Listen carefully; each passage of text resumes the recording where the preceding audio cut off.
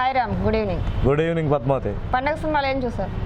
పండగకి మొత్తం అన్ని సినిమాలు చూసాం. అన్నీ అంటే మెగాస్టార్ చిరంజీవి దాదాపు 10 సంవత్సరాల తర్వాత ఖైదీ నెంబర్ 150 అనే చిత్రంతో ప్రేక్షకులకు ముందుకు వచ్చారు. అదేవిధంగా బాలకృష్ణ బాక్సాఫీస్ బొనంజా బాలకృష్ణ నందమూరి వారసుడు నటించిన గౌతమి పుత్ర శతకర్ణి చారిత్రక నేపథ్యం ఉన్న సినిమా ఇది. కృష్ణం వందే జగద్గురం. అదేవిధంగా ఇటీవల క్రిష్ దర్శకత్వంలో మనకి కంచె సినిమా కూడా వచ్చింది. ఆ కంచె సినిమాలు తీసిన దర్శకుడు అంజనాపుత్ర క్రిష్ ఎవరైతే ఉన్నారో ఆయన తెరకెక్కించారు. హాలీవుడ్తో మన టాలీవుడ్ పోటీ పడగలదనే రీతిలో ఆ చిత్రం తెరకెక్కిందన్న టాకు చూసిన తర్వాత అర్థమైంది. మరి ఈ రోజు వచ్చిన శతమానం భవతి ఎలా ఉంది? శతమానం భవతి కూడా అందరూ ఎక్స్పెక్ట్ చేసిన రీతిలోనే చక్కని కుటుంబ కథా చిత్రం. పొట్టచేత పట్టుకుని విదేశాలకు వెళ్తున్న యువత తమ తల్లిదండ్రులని అదేవిధంగా వాళ్ళ మీద ఉన్న బాధ్యతల్ని విస్మరించి ఎక్కడికో వెళ్ళిపోయి అక్కడ స్థిరపడిపోయి వీళ్ళందరినీ విస్మరించడం అనే ఒక చిన్న లైన్ తీసుకుని చక్కని సెంటిమెంట్తో దర్శకుడు సతీష్ చాలా బాగా పండించారు. ఈ చిత్రం కూడా గోదావరి జిల్లాల నేపథ్యంలో బాగా జరిగింది. ఎక్కువ ఎందుకంటే విదేశాల్లో ఎక్కువ స్థిరపడుతుంది. ఇప్పుడు తాజాగా చూసుకుంటే మనం గోదావరి జిల్లాలో యువత ఎక్కువగా ఉపాధి కోసం వెళ్తున్న సందర్భం మనం చూసుకోవచ్చు. చదువుల కోసం కావచ్చు, తర్వాత ఉద్యోగాల రీత్యా. ఆ నేపథ్యంలో ఇక్కడ కుటుంబాలని తల్లిదండ్రులని పెద్దవాళ్ళని వదిలేసి అక్కడ స్థిరపడిపోయి ఆ పాశ్చాత్య సంస్కృతికి అలవాటు పడిపోయి డబ్బులు సంపాదించడమే జీవిత లక్ష్యం అనే రీతిలో యువత కొనసాగుతున్న తీరుని అంటే చక్కని విమర్శలు చేస్తూ సాగిన చిత్రం ఇది. మొట్టమొదటిగా మనం ఖైదీ నెంబర్ 150 చిత్రం చిరంజీవి ఎలా ఉంది? ఖైదీ నెంబర్ 150 చిత్రం అభిమానుల అంచనాలకి అందని స్థాయిలో సాగింది. నిజంగా అభిమానులు ఒక రేంజ్లో ఊహించుకున్నారు చిరంజీవిని. దానికి మించి చిరంజీవి 10 సంవత్సరాల తర్వాత ఈ ఒక్కసారిగా వెండి తెర మీదకి రావడం, ఆ వచ్చే ముందు చాలా ప్రిపరేషన్ చేసిన పరిస్థితి కనిపిస్తుంది.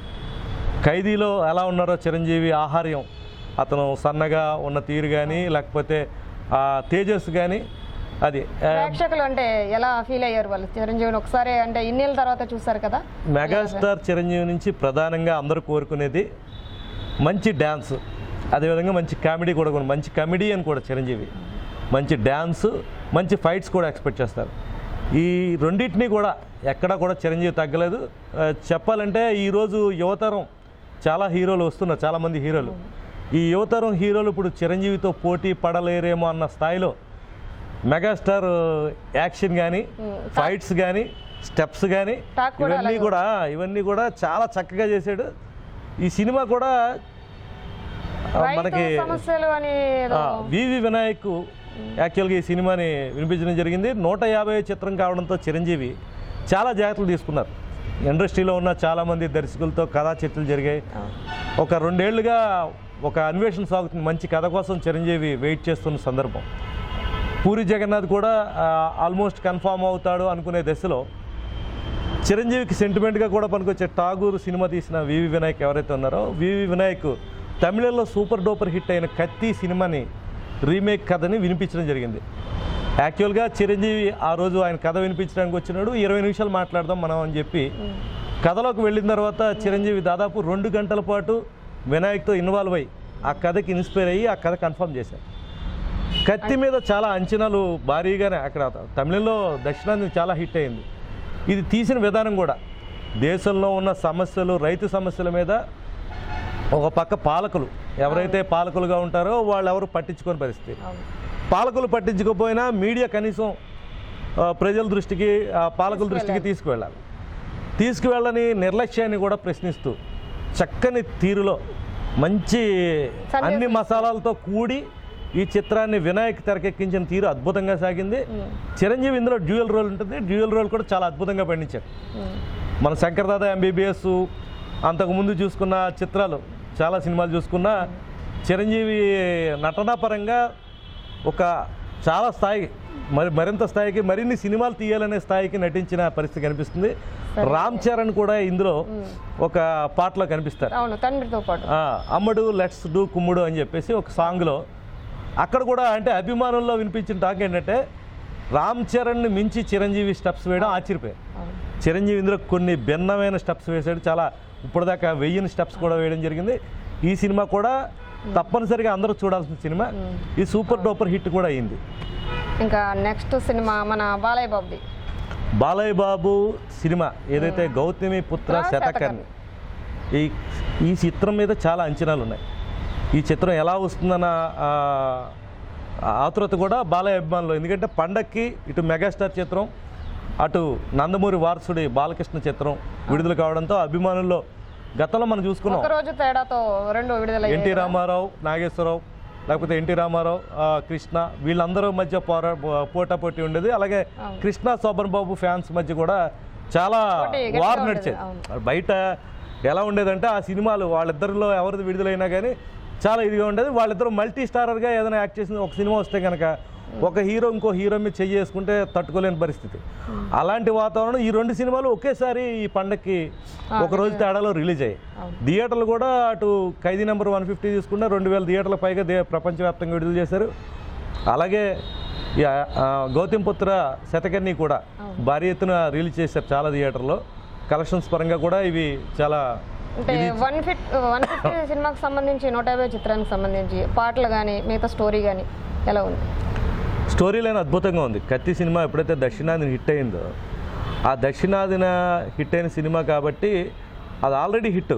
దాన్ని తెరకెక్కించే నేపథ్యం చిరంజీవికి 150వ చిత్రం కావడం, అదేవిధంగా చిరంజీవి సినిమాల్లోకి రావాలని చెప్పి అభిమానులు బలంగా కోరుకోవడం, ప్రజారాజ్యం పార్టీ తర్వాత ఆయన సినిమా రోల్స్ చేయాలని చెప్పి చాలా ఒత్తిడి వచ్చింది. ఆయన 150 చిత్రానికి కూడా మంచి కథ కోసం ఆగారు. సామాజిక నేపథ్యం, ప్రజలకు ఉపయోగపడే సబ్జెక్ట్ ఎంచుకోవాలని మెగాస్టార్ ఆలోచనతో దాన్ని ఆ విధంగా ఆయన ఆపడం జరిగింది. ఇంకా గౌతమిపుత్ర శతకర్ణిలో మనం మాట్లాడుతాం. గౌతమిపుత్ర శతకర్ణి చారిత్రక నేపథ్యం ఉన్న చిత్రం ఇది. శాతవాహనుల కాలంలో ఎట్లాంటి చరిత్ర నడిచింది, భారతదేశాన్ని ఒక యూనిట్గా చేయడానికి కానీ జంబూ ద్వీపం అని చెప్పి మనం పిలిచేవారు. భరతఖండం చాలా పెద్దది.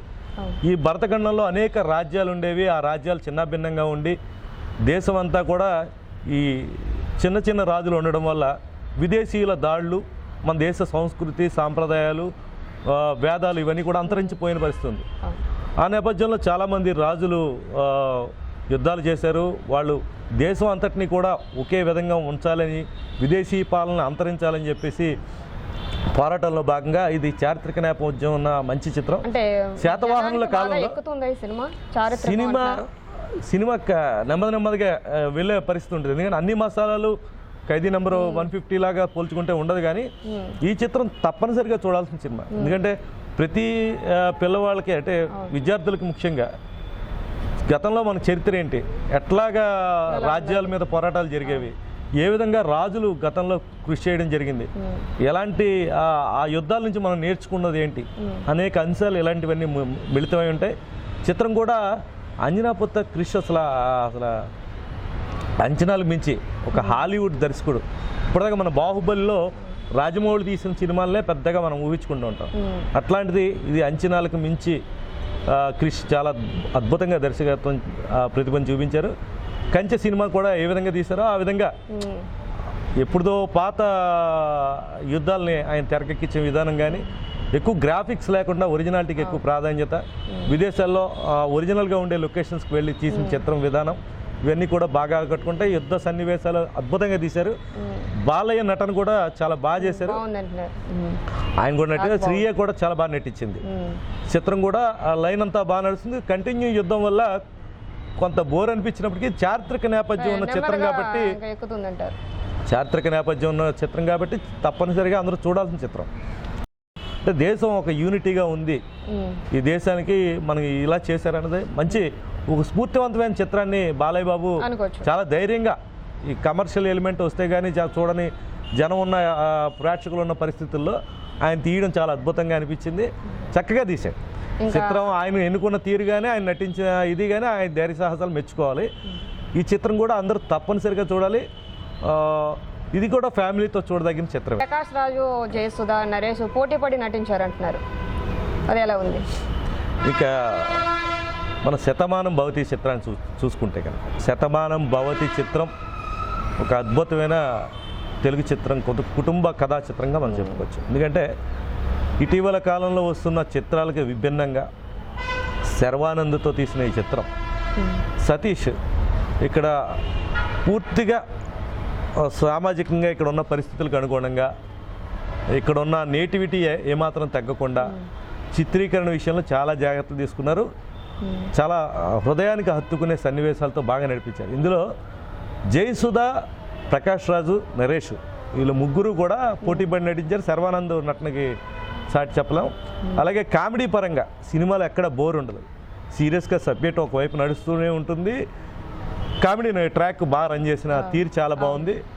ప్రతి ఒక్కరికి కూడా ఈ సినిమా హృదయానికి హత్తుకుంటుంది. చిన్నపిల్లల దగ్గర నుంచి పెద్దల వరకు అందరికీ. నేటి పిల్లలకి ఎట్లా ఉండాలి, విలువలు ఎలా ఉండాలి, తల్లిదండ్రుల పట్ల ఏ విధమైన గౌరవ భావాలు పొంది ఉండాలనే సందేశం, కలిసి ఉంటే ఏ విధమైన ఆనందాలని పొందొచ్చు, డాలర్స్ సంపాదన ఒక్కటే కాదు జీవితం పరమార్థం అనేది దీన్ని చక్కగా చాటి చెప్పారు. దర్శకుడు చాలా చక్కని ప్రతిభ చూపించారు. నటులు కూడా మంచి నటులు, సహజ నటి జయసుధ కావచ్చు, ప్రకాష్ రాజ్ సంగతి చెప్పక్కర్లేదు.